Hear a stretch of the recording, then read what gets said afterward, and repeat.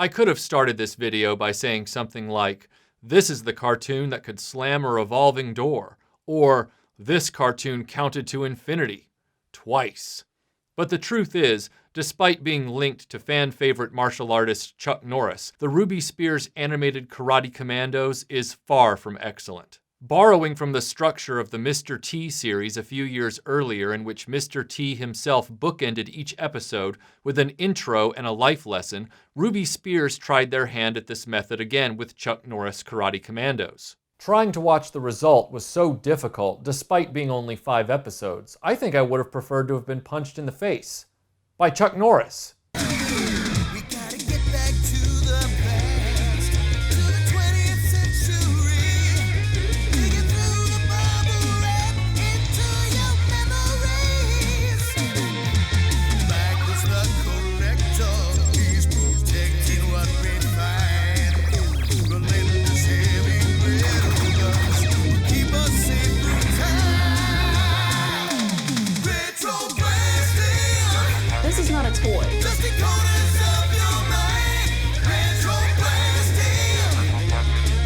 The stuff you love since you were 9. We're blasting into the past to see what thrills still last. RetroBlasting.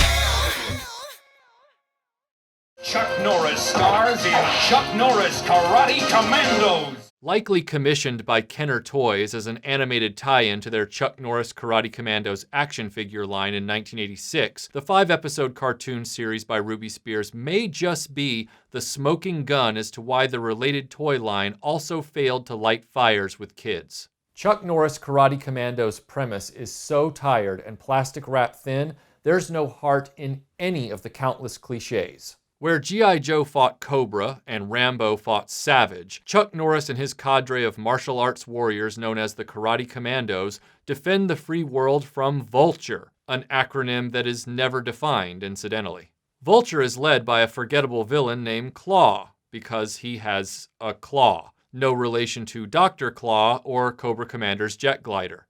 Chuck Norris is, of course, a U.S. government operative who always uses his own team of warriors to thwart the latest Vulture scheme. I mean, why use the U.S. Armed Forces when you can surround yourself with a cadre of vigilante freaks? Tabe is Chuck's sumo wrestler friend, who wears Chuck's initials right on his package, and he's always hungry because, if you hadn't already guessed, he's fat. Funny. Chemo is Chuck's samurai comrade. I wish there was more to say about him, but I'd be padding this review trying to come up with something. You have Reed and Pepper, a pair of siblings that have fallen in with Norris. Pepper is the token female who's a tech expert and, unsurprisingly, didn't get an action figure. Kenner seems to like to do this. They did it a few years later with the girl from Jurassic Park, a tech expert who didn't get an action figure. Pepper's brother Reed is Chuck's martial arts apprentice. Chuck's freckled apprentice Reed is also given the indignity of wearing every part of a ninja costume except the face mask. I guess they didn't want one of the good guys to dress exactly like the bad guys, but the result is a guy in a yellow bonnet. He looks more like Malala than a karate commando. Finally, there's Too Much, a short round ripoff whose name is derived from his often used catchphrase, "Too much." Too much! It's too much! Claw's main crony is Super Ninja, because let's face it, Chuck Norris is more than your standard ninja can handle. Super Ninja was a trendsetter, sporting the purple ninja pajamas years before the foot soldiers jumped onto television screens.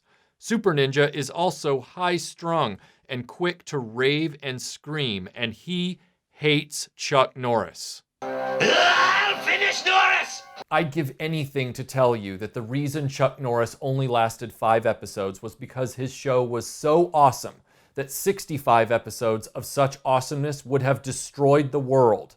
I can't say that.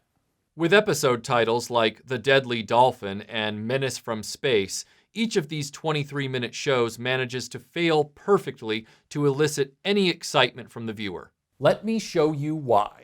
Each episode begins with a voiceover that says Chuck Norris's name 9 times. 9 times? 9 times. That's probably because the only idea Karate Kommandos hangs on is Chuck Norris. That was probably the entire pitch. Okay, fellas, what you got? All right, check this out. Chuck Norris. Wait, that's it? That's all you need, right? At the front of every show, we find ourselves in Chuck Norris's personal gym, where he sets us up for the episode ahead. This is achieved by Norris awkwardly reading from a teleprompter in the middle of a workout and talking about some common life challenge that sort of relates to what his team of karate commandos encountered in the upcoming episode. You know, there are people in the world who believe that violence is the answer to every problem. What follows is nearly a half hour of unmotivated, poorly animated action painted on top of uninspired plotting. Take episode 3, Terror Train. Claw wants to steal a powerful laser robot. I didn't make that name up. That's what they call it in the show. Nothing exciting for a cartoon like FX7 BattleBot or Snake Assault Android. Nope. Laser robot. In the opening scene, the forces of Super Ninja are thwarted by Chuck Norris and his commandos, but not before they kidnap Too Much, which tactically doesn't make any sense at all. Exactly how is kidnapping a kid going to help you if you've already escaped your enemies? All that's going to do is motivate them to hunt you down and kick your teeth in. The bad guy drives a Jeep out of the plane and deploys a parachute. Norris jumps out of the plane onto the Jeep, so the bad guy grabs Too Much and jumps out of the Jeep, deploying his own parachute. So Chuck Norris jumps off the Jeep and grabs onto the bad guy instead. Too Much is kidnapped and rescued twice in 2 consecutive episodes. And when you've only got 5 episodes, that's too much.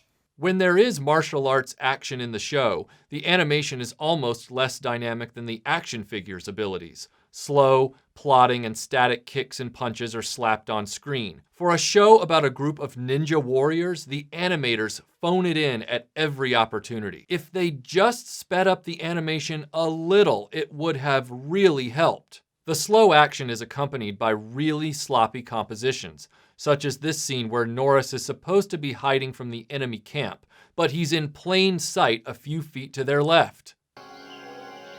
Where's Norris? He's right there. Like, he's right there. We'll find him. I have my ways. Oh my God, he's right there. Look left. Upon watching this cartoon, I have begun to suspect that Chuck Norris's tongue-in-cheek reputation in pop culture for being the toughest man alive, akin to a living god, might have started with this series. When Chuck Norris, who voices himself in the cartoon, runs up to bystanders and, say, steals their property, he does so not with the standard, "Federal agent, I'm commandeering this vehicle." Instead, he says, That's my bike! Sorry guys, this is an emergency. I'm Chuck Norris. and that's apparently enough of an explanation for them. If there's one thing this cartoon got right, it's the prediction that Chuck Norris is seen by the public as flawlessly capable and can do anything he wants. Literally, he is allowed to do anything. Like taking a historic aircraft right out of a museum, fueling it up, flying it into orbit, and getting it immediately blown up by the bad guys. But he's Chuck Norris, so I'm sure the insurance companies don't even charge him a monthly fee for complete coverage. By the final episode, Island of the Walking Dead, Claw is trying to steal a US military satellite. So of course they send Chuck Norris in to stop him. Chuck puts on a sports bra and heads to an island of undead zombies, where Claw and the forces of Vulture are holed up. I wish I were kidding. It's a sports bra. By the time we get to the final message from Chuck in his gym, it's clear Ruby Spears is not even trying to tie the moral lesson to the episode anymore. After 20 minutes of zombies, Chuck tells us that we're special people because our parents love us very much. I have to believe I'll get a bigger kick out of the action figures.